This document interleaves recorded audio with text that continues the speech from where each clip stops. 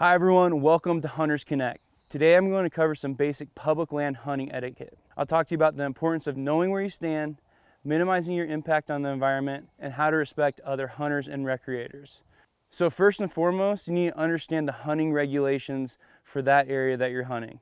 You can check out this video on where to find your hunting regulations. It's important to know where you stand at all times when you are hunting public land. Sometimes there might be a no trespassing sign, but a lot of times there's not. And you need to know if you can cross that fence, is it public land on the other side or is it private land? So a good way to know is to have a GPS with you or an app that has land ownership maps on it. With today's technology, there's really no reason for you not to know where you stand at all times. Also, if you're given permission to cross some private land to access some public land, make sure you do things such as leave gates as you found them and communicate with that landowner if this is a one-time thing or if you're allowed to come back and do it multiple times in the future. Next, I want to talk about respecting our public lands. The best way to do that is by minimizing your impact on the landscape while you're out hunting. Practice principles such as leave no trace. When you're out and you see some trash on the ground, pick it up.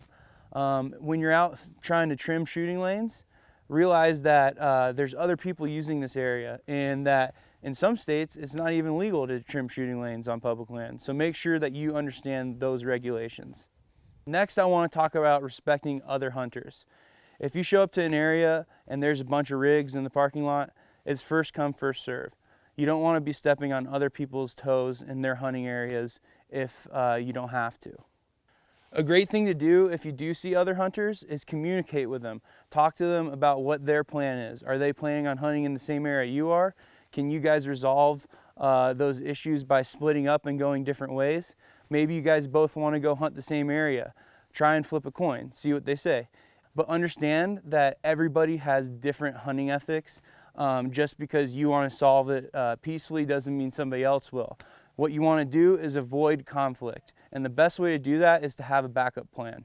For example, if I show up to a spot that's, a kind of a smaller piece of public land and there's 3 or 4 truck rigs already parked there, before I left the house, I was thinking about where I can go if that situation arises.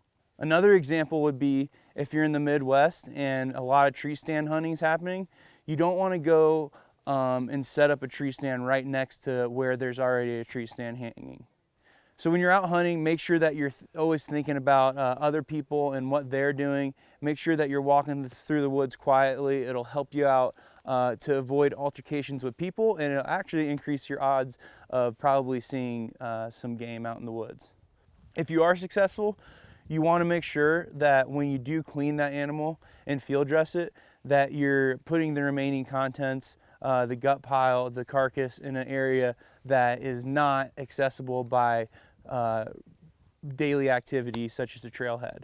So lastly, a big thing to consider is keeping your hunting locations that people show you to yourself.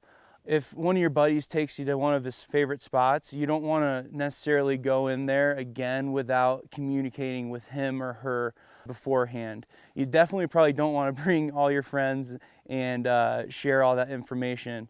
A lot of people spend a lot of time scouting and years of hunting to find really good hunting areas on public land, and you're essentially skipping the line and going straight to the front if you are sharing that information with friends or family, what have you.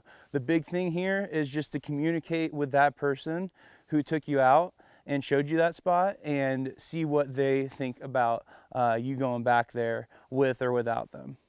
So that covers some basic public land hunting etiquette. Make sure that you always understand where you're standing, to respect the land, and to respect the other people that are out there using that public land with you. Thanks for watching, and be sure to check out our other videos on how to get started hunting.